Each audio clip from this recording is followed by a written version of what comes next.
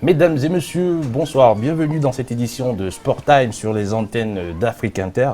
Au sommaire de cette édition, qualification pour la Coupe du Monde. Le tirage au sort a été repoussé par les dirigeants de la CAF au Caire. Pour en parler avec nous, on aura des consultants qui vont nous amener à comprendre les raisons pour lesquelles la date du 22 janvier a été décidée en pleine Coupe d'Afrique des Nations au Cameroun. Ensuite, pour le second sujet, on va essayer de comprendre la position de la CAF pour une éventuelle Coupe du Monde tous les 2 ans. Et pour sortir de cette édition, au Cameroun, avec la Fédération camerounaise de football, la candidature sans grande surprise de Samuel Eto'o a été validée. Les dessous de cette élection, pour en parler, une fois de plus, nos chroniqueurs et nos consultants qui sont sur ce plateau pour présenter la première d'entre elles, une consoeur, tout simplement Sarah Iskounen. Bonsoir et bienvenue. Merci, bonsoir à tous. Bienvenue dans cette édition de Sport Time sur les antennes d'Afrique Inter. Ravi de participer. Merci à vous. Ensuite, à ma gauche, avec un agent, Joa, Angloma. Joa, Angloma, bonsoir. Bonsoir. Bienvenue parmi nous une fois de plus. Merci. C'est une deuxième, hein? Ouais, c'est une deuxième. C'est une deuxième. Je suis très content de participer avec l'ensemble des panélistes. Ah oui, voilà. On est également ravis de vous avoir. Et pour la suite, à vos côtés toujours, Abdel Ahmed, un confrère. Abdel, bonsoir. Bonsoir. La grande forme. Très en forme, merci pour l'invitation. Il n'y a pas de quoi, on compte sur vos chroniques pour encore nous envoyer pas mal d'informations. On essaiera d'être bon. Très bien. Et pour terminer avec Thibaut Vézérian. Ouais. Thibaut, bonsoir. C'est pas facile. Ah non, c'est pas du tout facile. Rien Rien n'est facile, facile ce soir. Mais on sait ce que c'est. On va faire du mieux. Grand plaisir d'être avec vous ce soir. Très bien Thibaut. Pour entamer cette édition, on va débuter avec la première rubrique Sport News. Alors, pour la rubrique Sport News, on va seulement faire le round-up de l'actualité sportive africaine avec quelques news autour éventuellement de ce sujet concernant la qualification de la Coupe du Monde. Quelles sont les raisons pour lesquelles, avec vous, Abdel, la CAF a décidé de repousser éventuellement ce tirage au sort qui était prévu au Caire aujourd'hui? Ouais, c'était prévu pour aujourd'hui. Malheureusement, ça a été décalé pour les raisons qu'on ne connaît pas, qu'on ignore. J'aurais aimé vous donner des informations, mais c'est pas le cas. Après, je pense que c'est une très mauvaise décision de leur part. Ça va arriver durant la Coupe d'Afrique et je pense que ça peut perturber certaines équipes qui potentiellement vont s'affronter et peuvent s'affronter lors des futurs barrages de la Coupe du Monde. Donc maintenant, voilà, je pense que quand tu es au courant en amont, ça peut te permettre de bien dissocier les deux compétitions. Là, tu vas être deux compétitions dans une pour moi et je pense que c'est pas un bon choix. Après, les raisons pour lesquelles n'ont pas été encore évoquées, mais d'un point de vue personnel, je trouve que c'est assez contraignant et une très mauvaise décision de la part de la CAF. Thibaut, est-ce que cette situation ne pourrait pas amener une situation assez inédite, c'est-à-dire que lorsqu'on va dérouler le tirage au sort, il est possible que 2 équipes qui vont se rencontrer dans quelques jours puissent se retrouver dans quelques semaines pour cet éventuel tirage au sort? Après, je crois que c'est tous des grands professionnels et ils vont faire la part des choses, mais c'est sûr qu'au niveau des supporters, en tout cas, ça va être attendu et ça va être rentré en confrontation entre une compétition avec une autre. Pour autant, c'est une autre échéance, c'est une autre importance et chaque chose en son temps. Les gars qui sont sur la CAN ne savent pas s'ils seront sur ces matchs-là, blessures, suspensions, etc. C'est vraiment un autre niveau, une autre vision à avoir et finalement un tirage au sort, les joueurs ils sont jamais présents, ils le voient sur les réseaux sociaux, ils le voient dans la presse dès que c'est fait. Donc j'espère qu'il n'y aura pas d'incidence sur le jeu en tout cas. En termes d'incident, avec vous, Angloma, quelles sont les équipes, vous êtes originaire du Cameroun, quelles sont les équipes au Cameroun qui font peur pour ce tirage au sort? Je pense que c'est l'Algérie qui un jeu, l'Algérie et le Sénégal pour moi. Mais si il faut entrer dans le sujet, je pense que c'est le mystère qui est autour de ce report. Pourquoi on garde toujours le mystère? On ne donne pas les raisons. Tout de suite, ouais. Et je pense que c'est un mépris à l'endroit des nations qui sont engagées dans cette compétition. Parce que si on doit reporter un tirage au sort, il faut avancer les raisons de ce report. Et je pense que, comme Thibaut disait, il n'y aura pas un impact sur la compétition parce que de toutes les façons, les poules de la CAN sont connues. Même si on faisait le tirage au sort aujourd'hui, ça ne changera pas grand-chose. Et dans votre raisonnement, est-ce qu'on n'a pas le sentiment qu'une fois de plus, avec vous, Sarah, que c'est l'Afrique qui se victimise encore, ne sachant pas? On prend les propos d'Angloma, où il donne le sentiment que pourquoi est-ce qu'on ne donne pas des explications par rapport à ces décisions? L'Afrique qui se victimise, je ne pense pas. Malheureusement, on sait que que l'Afrique est très souvent mise sur le second plan et on a des actualités qui nous confortent dans cette idée-là. Après, je rejoins mes collègues sur le fait qu'il y a beaucoup de mystères qui planent et que ce soit décalé, c'est un fait, mais on aimerait avoir les raisons, le pourquoi du comment, et pour même comprendre, en fait, finalement. Donc voilà, je suis entièrement d'accord avec eux. Alors, l'Algérie, le Cameroun, le Nigeria, le Ghana, la RD Congo, le Sénégal, le Maroc, la Tunisie, l'Égypte sont les 10 pays qualifiés à l'issue de la phase de poule de cette compétition. Alors, restons-en sur cette compétition, notamment celle qui a précédé cette qualification, notamment la Coupe d'Afrique. Au Cameroun, c'est la grande panique autour de la décision de la CAF qui considère que le stade qui va accueillir, du moins où va se dérouler la cérémonie d'ouverture, n'est pas entièrement prêt. Comment avez-vous reçu cette information? Est-ce que c'est un vent de panique? Est-ce qu'il est justifié ou pas? Avec vous, Abdel. C'est le stade Salomon Lembe dont on parle, qui est proche du palais du roi, c'est ça? Palais présidentiel. Palais présidentiel, si je me suis... Au cœur de la ville de Yaoundé, au Cameroun. On peut se statuer roi, même si on n'est que président, mais bon. Après, finalement, je trouve que c'est... Un message subliminal, on dirait ça comme ça. Ouais, on va dire ça. Je trouve que c'est une très très mauvaise nouvelle parce que il y a eu du temps en fait pour préparer cet événement. Il y a eu le Covid qui est passé par là, donc potentiellement un gain de temps supplémentaire. Après, voilà, le fait d'être menacé par la CAF, ça va pas faire avancer les choses plus que ça, parce qu'ils ont dit que au 30 novembre, en fait, si c'était pas prêt, le match d'ouverture allait être délocalisé. Donc il reste 4 jours quand il y a cette annonce qui est faite.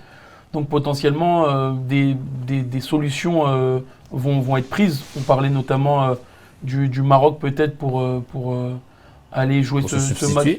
Ouais, pour jouer ce match d'ouverture, même jouer cette CAN. Après, voilà, je pense qu'il y a des stades quand même qui sont prêts. C'est un événement qui a lieu dans un pays avec des infrastructures qui ne sont pas totalement finies, mais on peut jouer ce match au Cameroun, même si ce n'est pas dans le stade qui a été désigné en premier, mais c'est quand même encore une conséquence de ce qu'en Afrique, on n'arrive pas à rendre des choses dans les délais, alors qu'il y a eu du temps.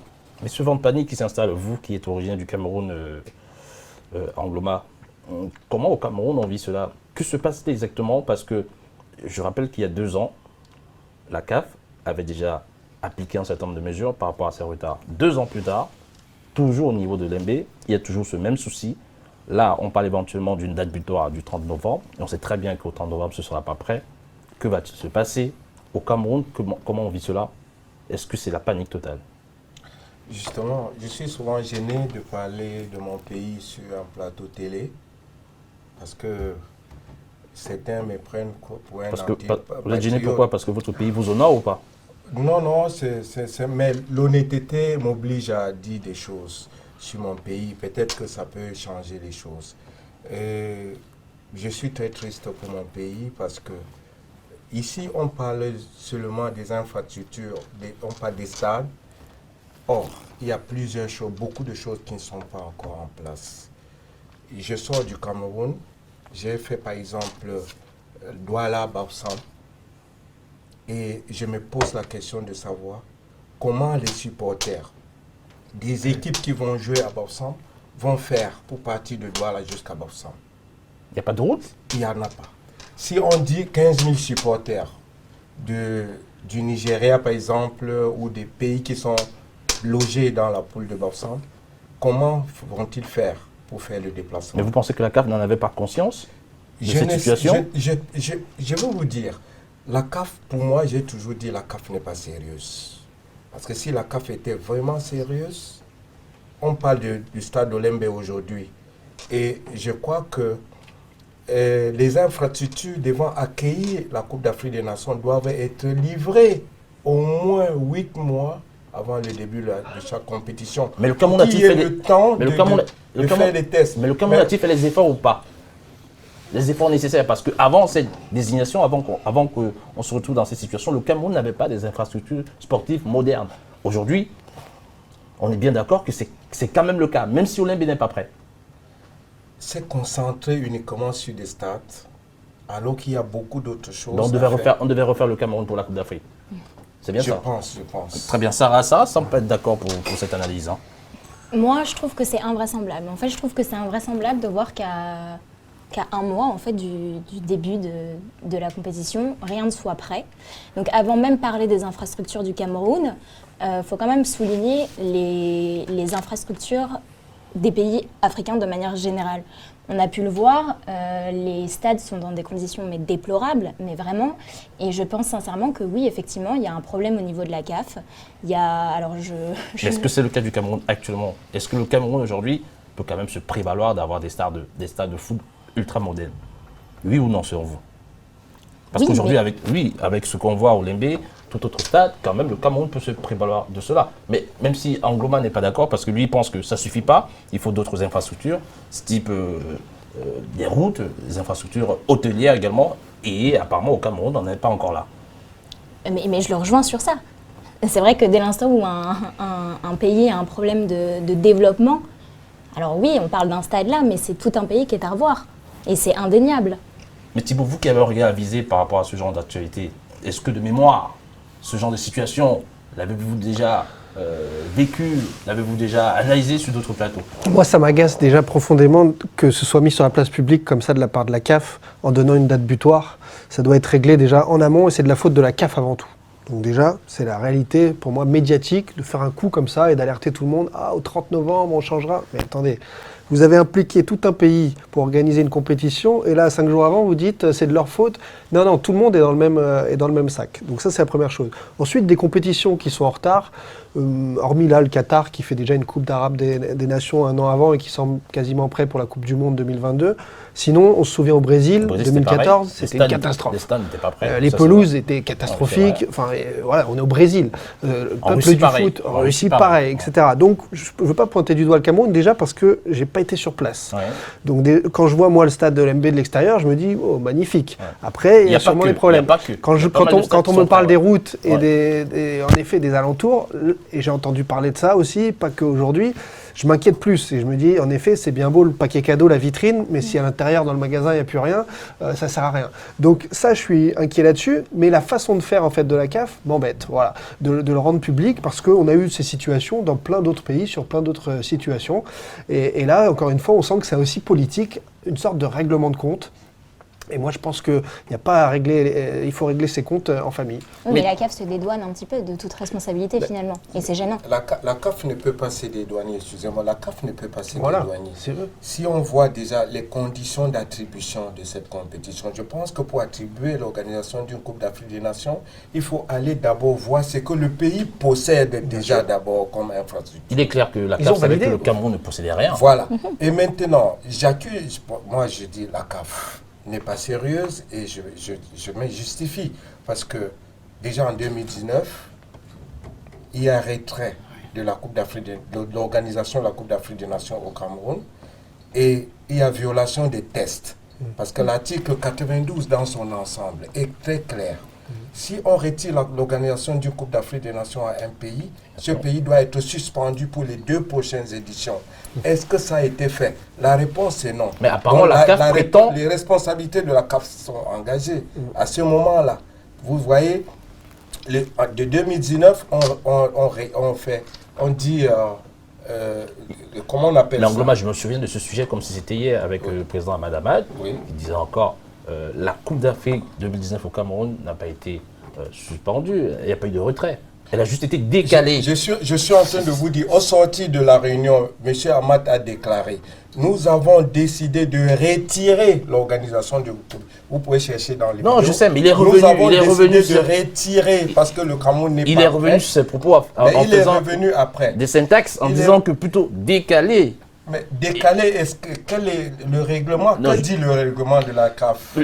La CAF ne prévoit pas dans son règlement le décalage. Voilà. C'est pour ça que juridiquement, ça On crée un vide prévoit le juridique. retrait. De toute façon, si vous créez un décalage, vous devez avoir un cahier des charges tous les 3 mois, tous les 6 mois avec des avancées. À partir du moment où on se retrouve à un mois de la compétition et que là on dit « Ah, c'est bizarre, c'est pas prêt », mais c'est de votre faute. Mais il y a des visites officielles de la CAF qui ont été faites au Cameroun. J'en ai vécu quelques-unes récemment encore quand j'étais au Cameroun.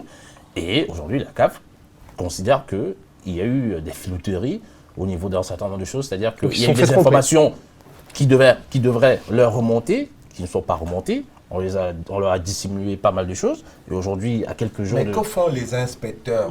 Les inspecteurs sont là pour ça. Ils doivent Quand savoir. la CAF envoie les inspecteurs, ils arrivent sur le terrain. Mais les inspecteurs, ne vivent pas. Les inspecteurs ne vivent pas au Cameroun. Ils viennent pour une visite qui va durer 1 semaine, 10 jours, 2 semaines. Et pendant ce temps, ceux qui sont sur place essaient un peu de masquer, de dissimuler un certain nombre de choses. À côté de ça, j'ai entendu la légende du foot Patrick Mboma dire à 99%, on est prêt et on sera prêt. Il était au Cameroun justement lors de la visite. Mais en quoi termes de propos, tandis que lui disait cela, comment il s'appelle? Patrick Mboma. Oui, Patrick Mboma, le chroniqueur, le journaliste de Canal, dont le nom m'échappe, Philippe Doucet, qui était lors de la même délégation, a dit le contraire. Enfin, pas totalement le contraire, mais disait 1%. Pas 1%, mais qu'Olembe ne serait pas prêt, et ça fait jaser au Cameroun d'ailleurs. Oui, mais on avait je pense que si nous sommes là pour le développement du football africain, on est condamné à dire la vérité. Et c'est la faute à la CAF finalement, au Cameroun qui dit pas, qui donne le sentiment de ne pas. La CAF, c'est la CAF. Parce que la CAF doit prendre toutes les dispositions pour être sûr que tout est en place. Et si la CAF ne va pas rester, les dirigeants de la CAF rester dans les bureaux pour attendre les rapports des CAF, ils vont tout dire. Parce que nous tous les Camerounais, nous voulons que la Coupe d'Afrique des Nations se joue chez nous. Oui. Mais c'est pas à vous de dire on ne pourra pas le faire. Hein. Oui, mais je me souviens que fin octobre, il y avait déjà des manquements qui avaient été révélés. Ces manquements ont été démentis. Là, visiblement, on est sur une même lancée. Hein. Et pour revenir sur l'ultimatum qui a été lancé, faut le souligner, c'est quand même incroyable. Enfin, je veux dire, c'est... Voilà, on va livrer... L'ultimatum, attention, il faut préciser, l'ultimatum, avec Abdel, bien sûr, qui va prendre la parole, c'est pas sur l'ensemble des complexes, c'est uniquement sur le cas Olembe, pour la cérémonie d'ouverture.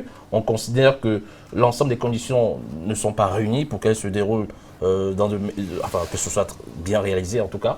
Et même, techniquement, en termes de diffusion audiovisuelle, la chaîne nationale, pour ceux qui ne savent pas, effectivement, a été démis des droits de diffusion, c'est-à-dire qu'on a remis, c'est Beansport, la chaîne Beansport qui reprend les droits, alors que la télévision nationale a investi plus de 100 millions d'euros en termes de matériel de production pour cette compétition. Que se passe-t-il?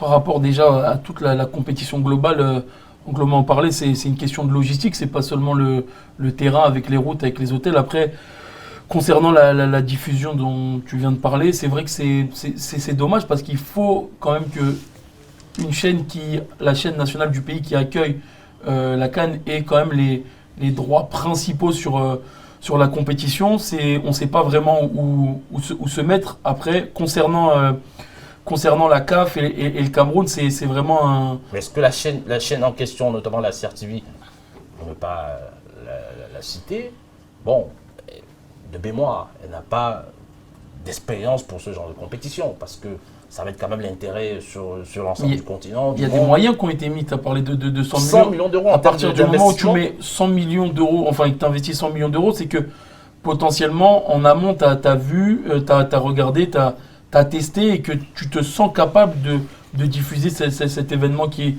est mondial. Donc je pense que... Ça, je me permets, ça veut rien dire. Le principe, ouais, mais on a vu ça dans le foot français, avec les droits du foot français. C'est vrai, mais je pense qu'au Cameroun, qui est un pays de football, ils ont gagné la CAN, là, il y a l'avant-dernière CAN, ils ont envie aussi de faire vivre au peuple quelque chose qui est à l'intérieur du pays. Et je pense que quand tu mets 100 millions d'euros, c'est vrai que ça veut rien dire, c'est que des chiffres, mais je pense que potentiellement, même si tu n'as pas envie d'être en lien avec la CAF, là c'est directement en interne, donc tu sais dans ce quoi tu investis, et je pense que le fait d'avoir cédé ça à Bein, entre guillemets, c'est assez désolant comme décision. Enfin, c'est une décision qui était désolante, mais pour en parler, Thibaut, est-ce que c'était pas le meilleur choix finalement? Parce que Bein, ok d'accord, il se retrouve là dans cette condition-là. Mais en termes de retransmission de qualité, est-ce que pour nous, ou du moins pour les téléspectateurs, c'était pas le meilleur choix finalement, parce que la CRTV, je suis désolé, n'a aucune expérience dans ce sens. C'est surtout aussi, je ne vais pas juger le travail journalistique, puisque je ne connais pas les professionnels là-bas, mais je vais surtout juger l'aura de beIN, qui va permettre à la CAN,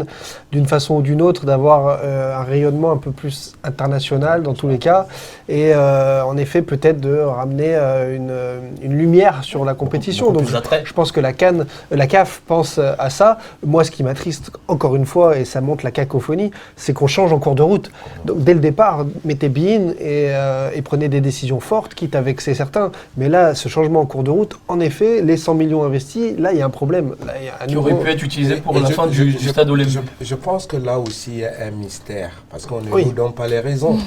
Je pense que pour retransmettre ces genres de compétition, il faut payer les droits. Est-ce que toute vérité est bonne à dire aussi? Ouais, il faut payer les droits. Est-ce que la CRTV avait la possibilité de payer les droits? Parce que tout ça, c'est commercial.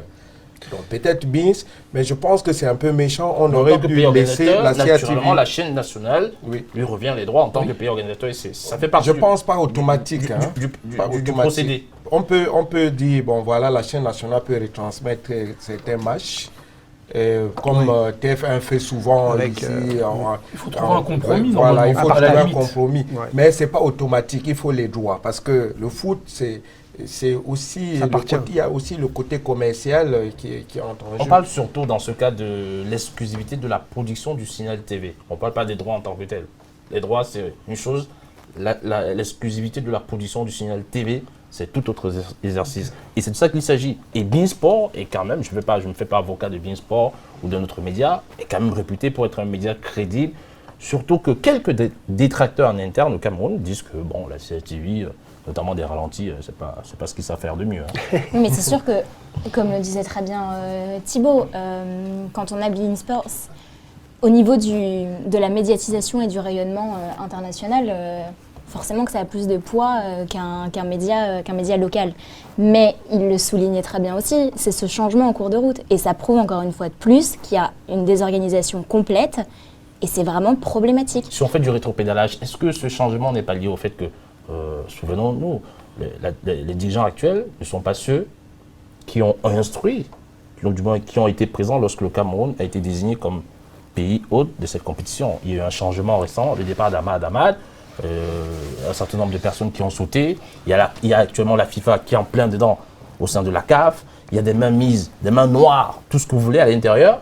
Donc, enfin, il y a des contrats quand même. Oui, si vous êtes en contrat pour présenter l'émission et que la production change, on vous enlève tout de suite. Oui, vous avez un contrat. Vous voyez bien que c'est ce qui s'est passé. Vous voyez bien que c'est ce qui s'est passé. Il y avait pourtant des contrats, des accords, tout ce qui va avec. Malheureusement, ça ne semble pas être respecté. Tu peux pas passer du coq à l'âne comme ça normalement, même si les décisionnaires premiers ont été remplacés par d'autres qui ont vu peut-être des dysfonctionnements. Il y a des choses qui sont signées, qui sont mises en avant. Quand bien même la CAF ne dit pas tout ou autre, à un moment donné, il y a des choses qui vont finir par se savoir, même si la CAF cache pas mal de choses. Mais quand même, tu peux pas changer même que ce soit 1 mois ou à 8 mois de la compétition.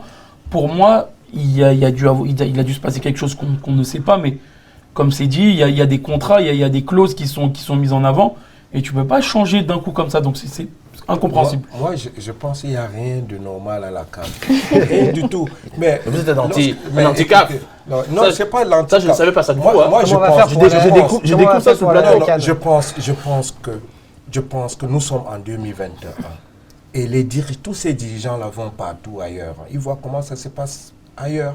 Est-ce qu'il y a de la place pour faire mieux en Afrique? La réponse est oui. Pourquoi on ne fait pas? Regarde, on parle tout à l'heure du stade olympique. Est-ce que c'est sérieux de livrer un stade à moins d'1 mois d'une compétition comme la CAN et de faire rentrer 60 000 supporters, 60 000 personnes dans un stade livré à peine 1 mois, un stade préfabriqué, fait à la hâte?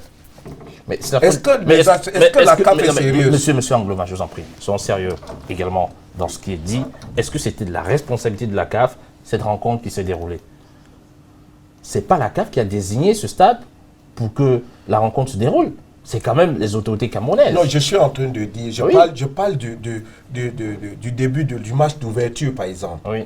on est en train de dire le stade va être livré Mais dans quelques jours. Le lieu d'ouverture pour cette cérémonie d'ouverture est connu depuis plusieurs années. Oui. Donc maintenant on arrive à échéance. Donc Oui, la mais- CAF est en droit de demander que, ok, par rapport à l'échéance qui est dans quelques jours, où en sommes-nous? Oui, mais est-ce Non, mais que la ça- CAF devait encore être là à demander à moins d'un mois, on ne doit plus normalement faire entrer 60 000 personnes dans un stade qui n'est pas encore livré. On n'a pas fait des tests.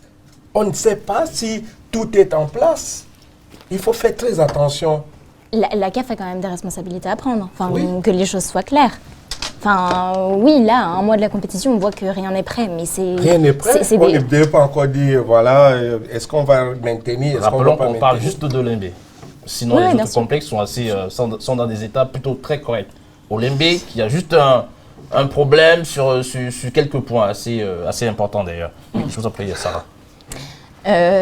Donc oui, donc c'était du devoir de la CAF de voir que les choses ne sont pas prêtes et de prendre des responsabilités et prendre des décisions bien avant. Là, encore une fois, c'est invraisemblable. Non, parce que je me suis permis de le souligner. Thibaut ne semble pas être d'accord avec un sourire. Peut-être narquois, je ne sais pas pourquoi.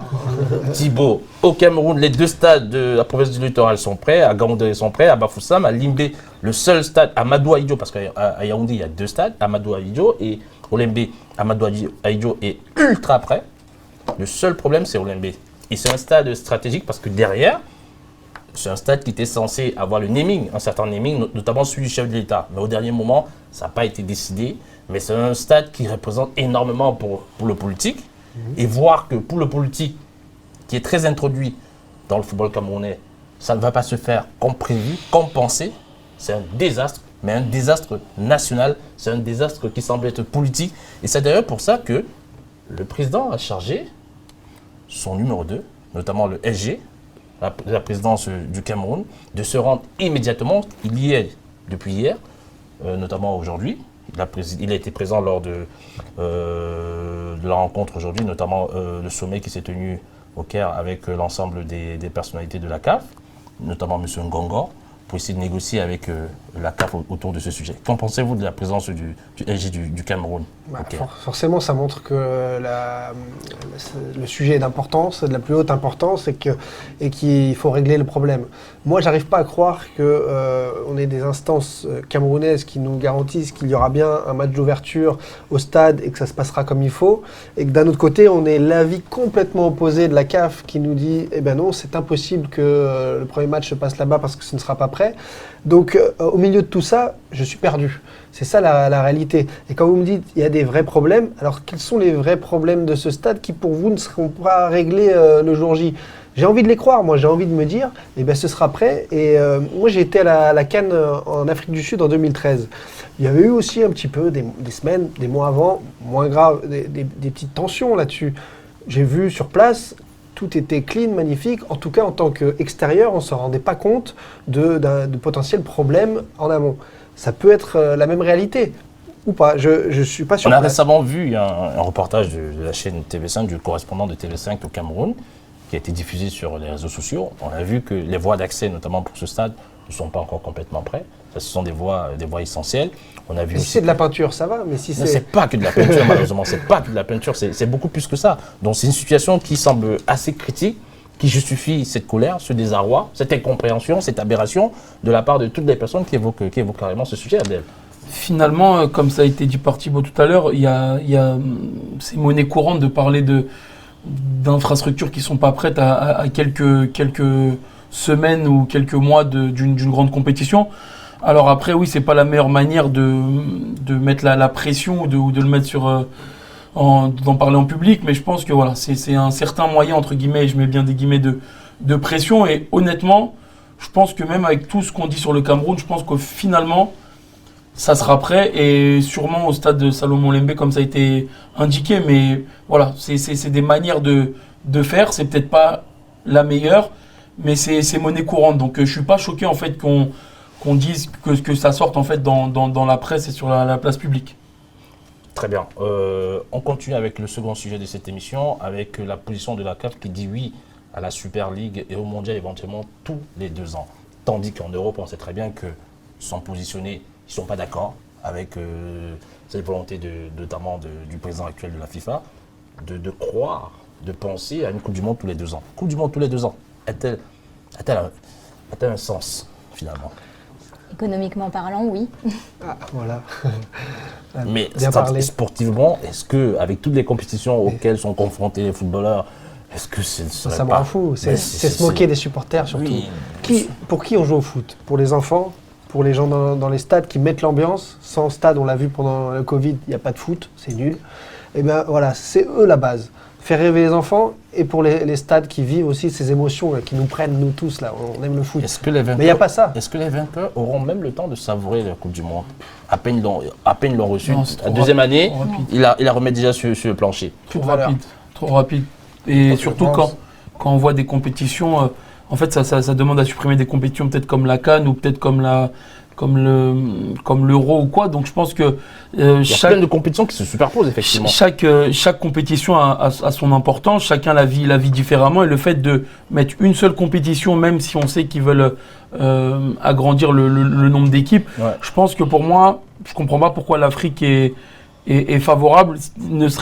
Juste le fait qu'il y ait 4 équipes en plus qui vont être qualifiées en Afrique, ça leur donne la possibilité depuis tout ce temps de dire non en fait, et de résister un peu à l'Europe, à l'UEFA et à la FIFA qui prennent des décisions qui sont pas en accord avec l'Afrique souvent. Mais Thibaut, est-ce que l'Afrique dans ce cas n'est pas en train de faire du panurgisme, le fameux berger électoral que la FIFA a à sa disposition, prête à dire oui pour tout et n'importe quoi? Quand on t'écoute, en effet, on a l'impression que c'est ça. On a l'impression que c'est électoraliste. On a l'impression que c'est à nouveau l'Afrique qui se met un peu à genoux devant la FIFA. Et on a l'impression que, au contraire, ils pourraient montrer qu'ils ont leur mot à dire, qu'ils sont avec le peuple du foot, les supporters, et qu'ils ont une voix à porter. Eh bien non. Là, on se rend compte, cette Coupe du Monde, quand même, ils ont sorti des sondages bidons pour annoncer que les supporters aimaient ça. Ils sont en train d'essayer de manipuler l'opinion oui. pour faire croire que, mais c'est quelque chose où presque on se dit que les supporters de foot vont devoir aller manifester dans la rue, tellement ça devient fou. Et vous vous rendez compte, une année avec Euro, l'année d'après Coupe du Monde, l'année d'après, on se retrouve à nouveau avec une Coupe du Monde, puisque c'est tous les 2 ans. Après, donc, Surtout que toutes les compétitions sont arrimées sur la Coupe du Monde. Bien sûr. Donc il va falloir reprendre tout cela à zéro. Un nouveau calendrier. Oui, Sarah. En fait, ce qui est très paradoxal, c'est quand Arsène Wenger justifie en fait cette Coupe du Monde tous les 2 ans par le fait que les supporters soient fervents et demandent des compétitions de manière récurrente, voilà, parce qu'on le demanderait. Mais non, justement, en fait, la beauté de ce genre de compétition, c'est la rareté. Donc une Coupe du Monde tous les 2 ans, ça perd tout son sens, ça dénature complètement ce qu'est la Coupe du Monde, ça n'a plus de valeur. Enfin, c'est... Juste, je précise aussi, puisque je côtoie ou je travaille avec différents médias, et les patrons de chaînes, notamment en France, me l'ont dit déjà clairement, on n'a pas envie de plus de foot. Parce que déjà, il y a trop de foot. Et en fait, avec trop de foot, on fait moins d'audience, il y a moins de spectacles, les joueurs sont cuits. Et donc même nous, on préfère mettre plus cher sur moins de compétitions que à nouveau devoir payer tout le temps pour des compétitions qui s'enchaînent et qui n'ont plus de valeur, de saveur. Et aussi, si je peux me permettre, Bien donc sûr. là on parle de notre côté, la vision des supporters, mais il faut quand même souligner, faut quand même se mettre à la place des joueurs qui vont enchaîner. Alors là, on le voit avec une Coupe du Monde tous les 4 ans. Voilà, mais le départ en sélection, il y a toujours des joueurs qui reviennent blessés en club. C'est un enfer comme pas possible. Alors là, j'ose même pas imaginer avec une Coupe du Monde tous les 2 ans, un Euro. Les qualifications tous les ans. Ouais, voilà. Parce que la Coupe du Monde, on s'auto-proclame pas pour être présent en Coupe du Monde, il faut se qualifier. Donc on va se retrouver avec une équipe B en club, en sélection. Angloma, vous qui êtes dans le milieu du foot, qui est agent sportif, vous êtes en permanence avec des joueurs, comment est-ce que les joueurs pourraient vivre cette décision si jamais elle est confirmée? Je pense que c'est la pire des décisions que les dirigeants du foot puissent prendre. Mettre une Coupe du Monde tous les 2 ans, c'est impensable. Déjà, il y a tellement de compétitions, les joueurs n'auront pas de temps de repos, de vacances. Déjà, quand on parle de la Coupe d'Afrique des Nations, il y a des joueurs qui arrêtent avec leur club pour aller jouer la Coupe d'Afrique des Nations. Regardez la Coupe du Monde au Qatar, on a délocalisé entre novembre et décembre. Ce sera au milieu des championnats. Les joueurs n'auront pas le temps de se reposer. Et autre chose, comme Sarah a dit tout à l'heure, la Coupe du Monde va perdre sa valeur. Parce que quand une équipe sait que si je suis éliminé, il faut attendre 4 ans, il y a l'engagement. Mais si on dit ça, dans chaque 2 ans, on va dire, la prochaine fois, c'est dans 2 ans, on va se rattraper. Donc je pense que cette décision ne sera même pas prise. Infantino est présenté comme la tête de turc de cette décision, celui qui mène à bout de bras tout cela, celui qui porte cette responsabilité. Est-ce que lui, en tant que président, il n'est pas en train de vouloir chambouler cette institution? Il a envie de chambouler si à partir du moment où il le propose et c'est la tête d'affiche du projet, mais il devrait aller peut-être sur le terrain et vivre actuellement ce qu'ont les joueurs en sortie de Covid, comme ça a été dit, des compétitions comme la CAN qui arrive là, comme celle au Qatar qui arrive en plein milieu de l'année. Et ben, au final, on parle hors terrain, alors qu'au final, les acteurs principaux, c'est eux qui nous font vivre le spectacle. Et si tu perds en qualité sur le terrain, et ben, finalement, ta compétition, ta Coupe du Monde tous les 2 ans, elle va te servir à rien. Tu vas rétro-pédaler tout simplement et tu vas te dire, en gros, c'était peut-être pas une bonne idée. Donc à partir de ce moment-là, il faut vraiment être sûr de vouloir proposer un projet qui, pour moi, est totalement absurde. Morné peut-être? Pardon? Morné peut-être? Ouais, je sais pas. Je pense, ça me surprend que des personnes comme, notamment, comme tu l'as dit au début, Wenger propose ce genre appuie ce genre de projet. Il a été dans le foot, il sait comment ça fonctionne. Une personne comme lui qui le propose, c'est vraiment dérangeant. Il faut dire que depuis qu'il a pris sa retraite à Arsenal, il s'est rapproché des instances du football. On sait les conséquences que cela peut avoir lorsqu'on se rapproche des instances du football. Généralement, on perd en objectivité progressivement, pour ne pas dire totalement. Et il travaille à la FIFA. En plus, il travaille pour la FIFA, donc forcément, c'est une aide. On ne sait pas ce qu'il y a de premier derrière. Je ne vois même pas comment ce serait possible d'organiser une Coupe du Monde tous les 2 ans. Ils vont trouver des arrangements. Business. Business toujours. Dès qu'il y a de l'argent, il y a des arrangements. Il y a tellement de pays qui ont envie de l'organiser, cette Coupe du Monde. L'Arabie Saoudite, en Asie aussi, ils ont envie d'avoir toujours plus la Coupe du Monde. On ne peut pas satisfaire tout le monde en même temps. C'est ce qu'ils veulent faire. Le Père Noël. Infantino, c'est le Père Noël. À la suite de la conférence qui a eu lieu au Caire, il faut dire que le CONMEBOL notamment et l'UEFA ont déjà dit niet, quelle que soit la décision, les avis qui peuvent être tranchés ou pas au niveau de la CAF. Ces 2 institutions ne sont totalement pas d'accord, ne veulent surtout pas en entendre parler.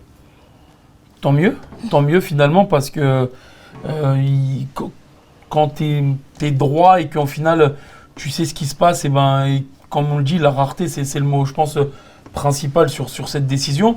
Et ben voilà, tu n'as pas envie de tuer tes joueurs, et finalement, voilà, comme ça a été dit, l'Afrique a accepté parce que ça doit être quelque chose qui dépasse le terrain, et ils auraient mieux fait de suivre les 2 confédérations que tu as citées. Ça aurait peut-être apporté un peu plus de poids à une confédération qui n'est pas respectée depuis des années dans le monde du football. On va t'emprunter cette expression, la rareté, pour évoquer le 3e sujet de cette émission, notamment avec des cas exceptionnels, des cas rares, des footballeurs historiques que nous avons, notamment Didier Drogba en Afrique avec Samuel Eto'o, qui ont fait le choix légitime, le choix responsable, le choix assumé de vouloir être à la tête de leurs fédérations respectives. On sait ce qu'il en est devenu, en tout cas pour Didier Drogba. On va se poser la question de savoir qu'en sera-t-il pour Samuel Eto'o, dont la candidature a récemment été validée par les instances du football camerounais.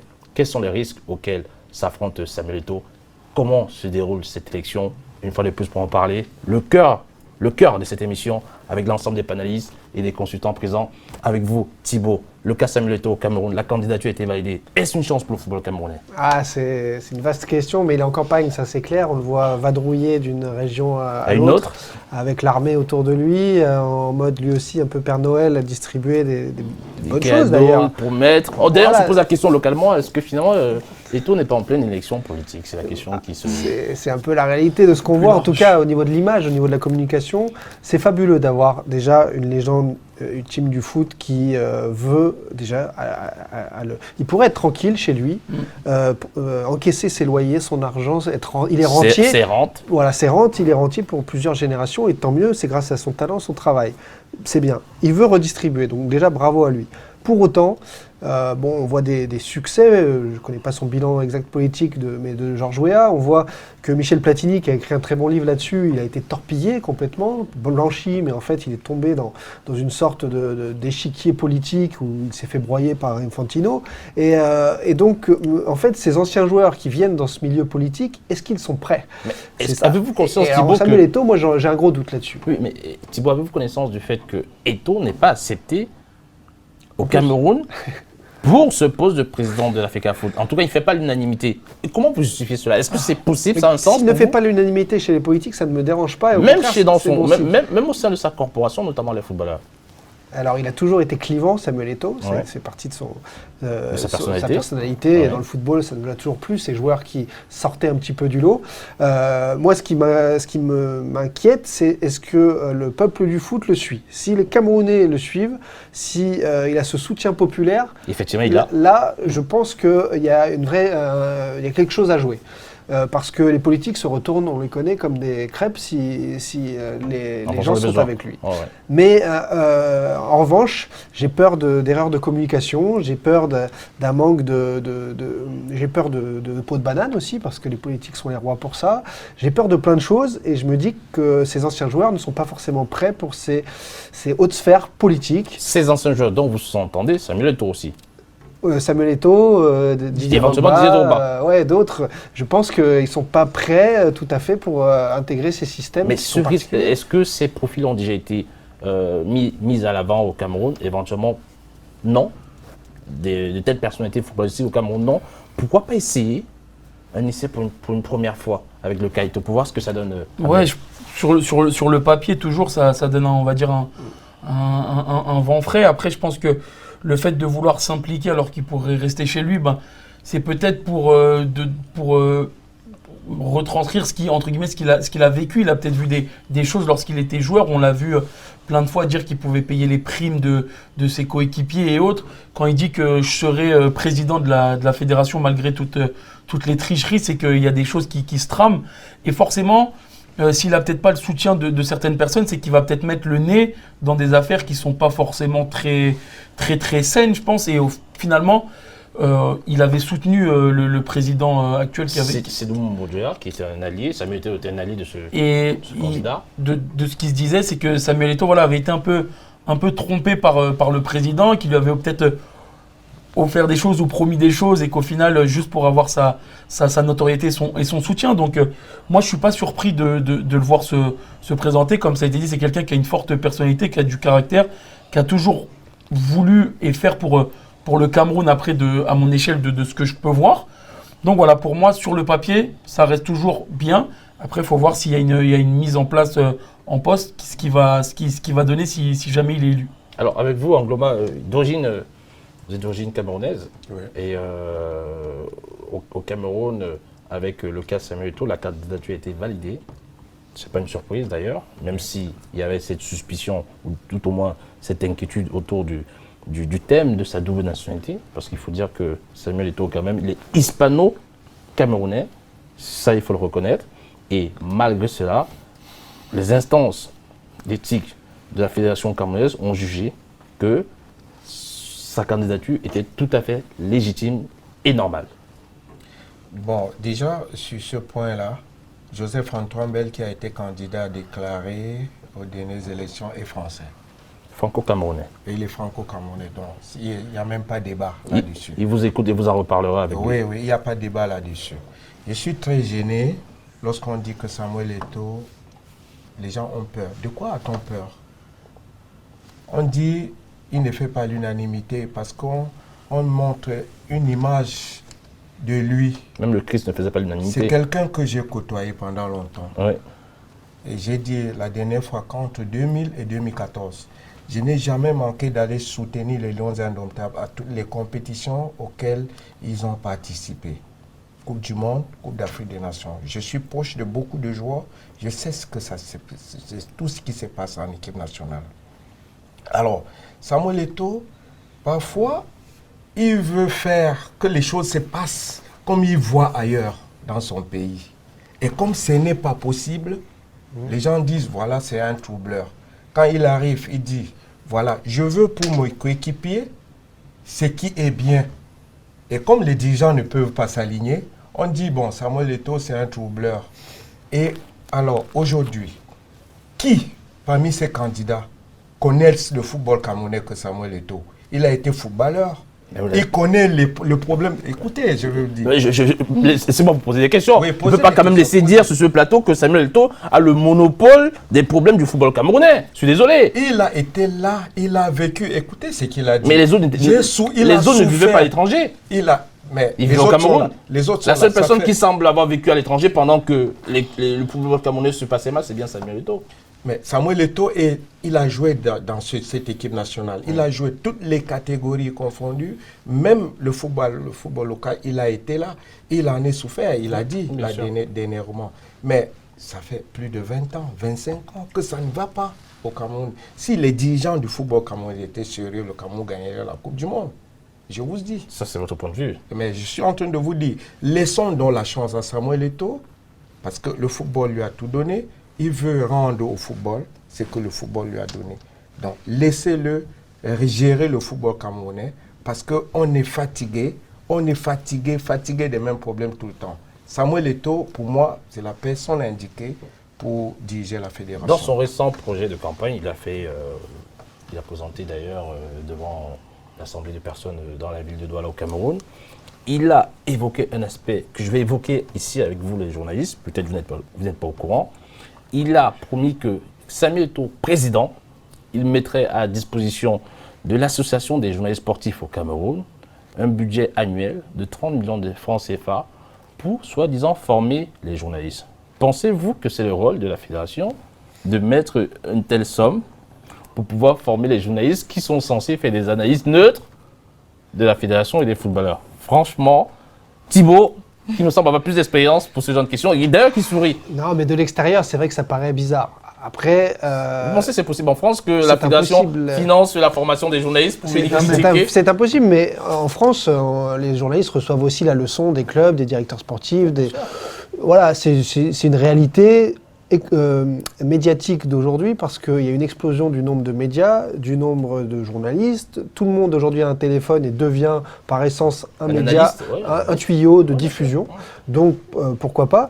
Je ne connais pas assez l'état du journalisme au Cameroun pour... C'est une question d'éthique, Thibaut. Voilà, Thibaut, je vous en prie. Assumez la question que je vous pose. Répondez froidement sans essayer de passer par l'arrière. Je vais vous dire, s'il n'y a pas de moyens pour le journalisme au Cameroun et que Samuel Eto'o vous offre des moyens par n'importe quelle façon légale, eh bien, je prends les moyens pour développer le journalisme au Cameroun. De toute façon, après mon diplôme, après mon expérience, qu'est-ce que j'en ai à faire savoir qui l'a financé? Est-ce que ces décisions en allant dans ce sens, ça va remettre en question l'éthique journalistique? Bien forcément. Forcément.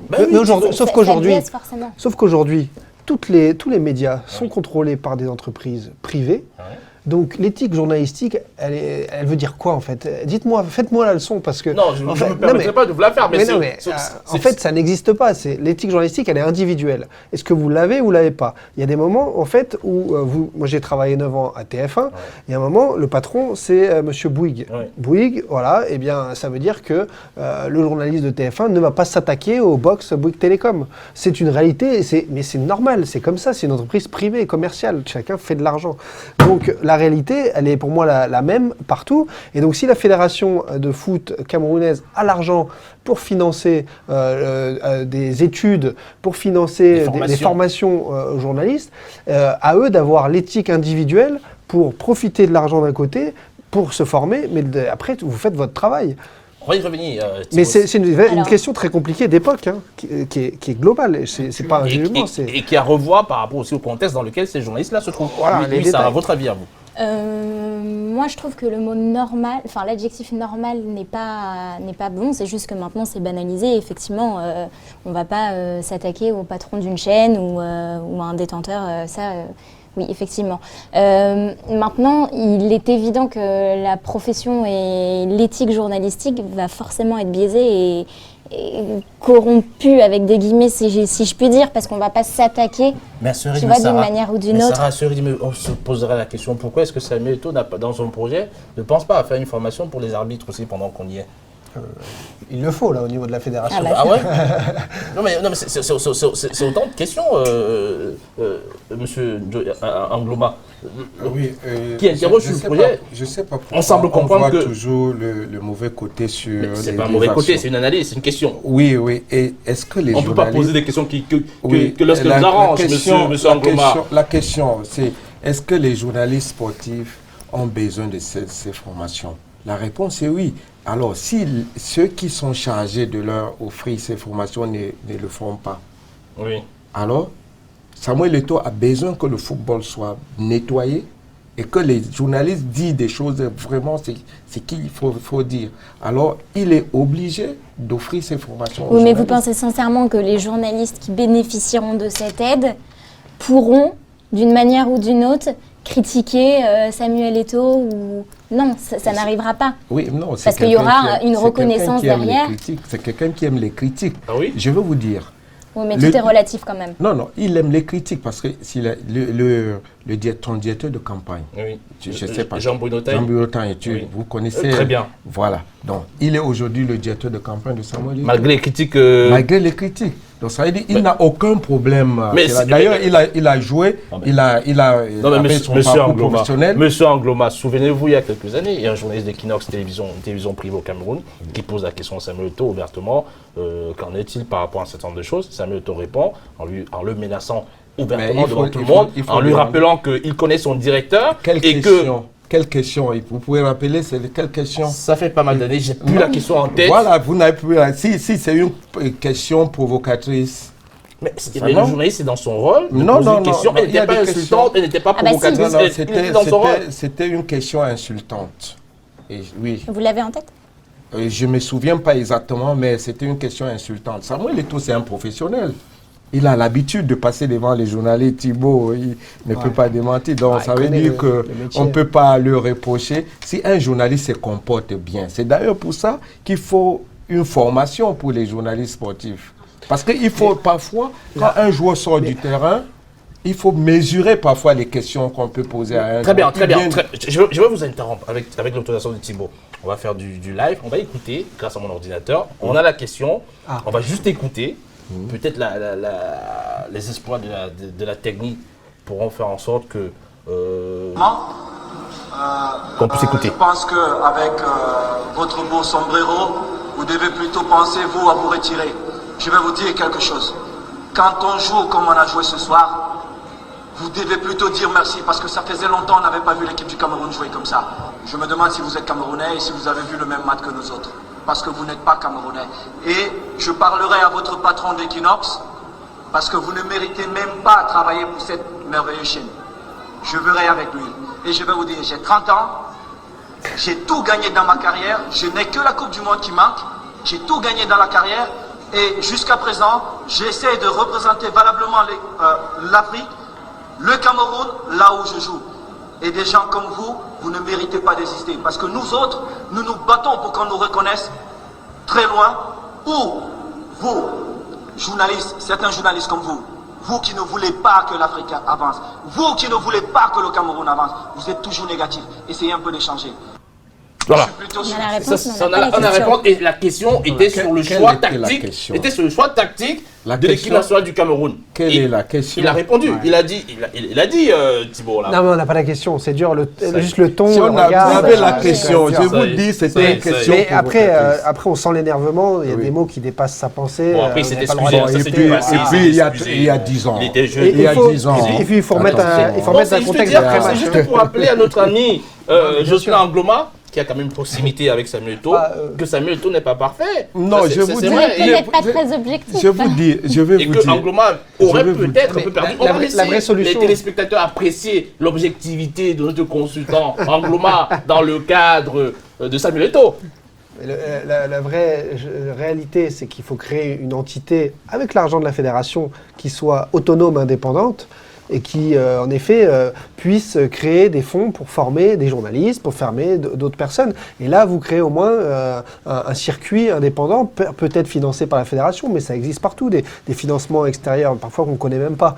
Mais si en effet il y a un lien de subordination, de hiérarchie, fédération, journaliste, il y aura un problème. Ça, c'est une réalité, bien sûr. Oui, Abdel, elle veut dire quelque chose avant qu'on puisse clore cette émission. Samuel Eto'o, il n'est pas encore élu, même s'il a des bonnes idées. Après, il n'est pas éternel non plus. Si jamais il arrive à ce poste-là, il peut se planter, mais il va pas. Après, il peut ne pas être réélu et là, on va dire que une formation de journaliste ou quoi financée peut être bénéfique. Il va pas tout contrôler dans le pays si ça arrive. Donc voilà, je vais être du côté un peu d'Angloma, je vais voir le positif, même si ça peut paraître bizarre sur le fond, certes. Mais on va dire que voilà, quand il y a des réponses comme ça, ici peut-être que ça manque de professionnels dans son pays ou pour parler du pays. Voilà. C'est que je disais tout à l'heure, Samuel Eto'o est habitué au football vraiment, vraiment professionnel. Il connaît comment les journalistes se comportent en Europe. Il a le souci que ça se passe comme ça chez lui. C'est pour ça qu'il pense que ces journalistes, je n'ai rien contre les journalistes, parce qu'il y a les meilleurs journalistes au Cameroun, il pense qu'il faut quand même un peu de recyclage, par exemple, pour connaître, parce que je sais quand un joueur sort du terrain, il y a des questions qu'on ne peut pas poser aux joueurs. Tout fraîchement sorti du terrain, peut-être il a perdu un match. Il faut toujours mesurer. Un peu de dosage. Voilà. Parce que le joueur peut, sous le coup, il peut répondre comme Samuel Eto'o, sortir d'un match difficile et un journaliste vient avec une question insultante. Elle n'était pas insultante la question. Je ne fais pas avocat du journaliste, elle n'était pas insultante la question. Mais néanmoins, il faut dire que Samuel Eto'o, aujourd'hui, il a eu son passé. Il a eu ses déboires, il a mûri de cela, il a grandi de cela pour être l'homme aujourd'hui qui prétend vouloir diriger le football camerounais. C'est tout à son honneur. D'ailleurs, la qualité de sa campagne est quand même appréciée et appréciable. Certains diront qu'elle est extraordinaire. Surtout son programme. Son programme, effectivement, on ne s'attendait pas à ça, que pour une simple élection à la Fédération camerounaise de football, on puisse en arriver là. Samuel Eto'o est en train de donner de la hauteur à cette élection et notamment à son envie de pouvoir enfin être à la tête de cette fédération. Je vais remercier l'ensemble des panélistes ce soir pour avoir répondu favorablement à notre invitation. Le premier d'entre eux, Thibaut Vézérian, merci d'être venu. Merci. Ensuite, Sarah Eskounen, Sarah, merci. Merci à vous. Par la suite, Angloma Njoya, merci. Merci. Et pour terminer, Abdel Ahmed, merci également d'être passé sur notre plateau. Merci à vous. Un petit coucou à l'ensemble de l'équipe technique présente. Moi, c'était DJ Scarbonneau. Je vous remercie de nous avoir suivis. C'était Sport Time sur les antennes d'Afrique Inter. Merci, à très bientôt.